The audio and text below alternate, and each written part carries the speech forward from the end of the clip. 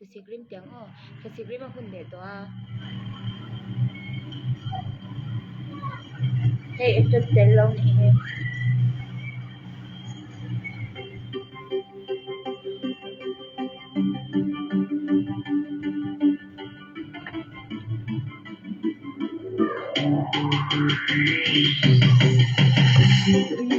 anam de ke ka sas tu kan jong tare tri mình mua để bia một cái cắn mẹ lâu anh sợ buông để không tin ta cái cắn bể bom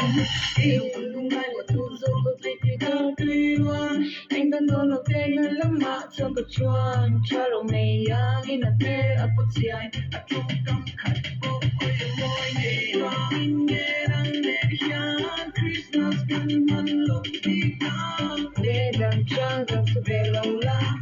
về kim con cháy băng đu na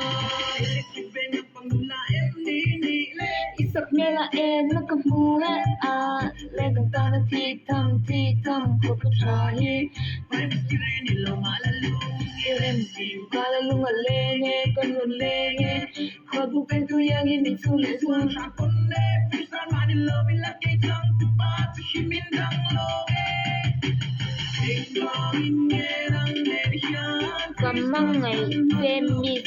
Kamangay Kamangay Femis Show Midang Indo ni abanga live din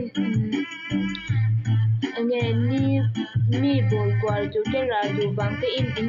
to chu en chu tam tak te chuan inu te bang in che ma sui se tu kan ni ti shuring la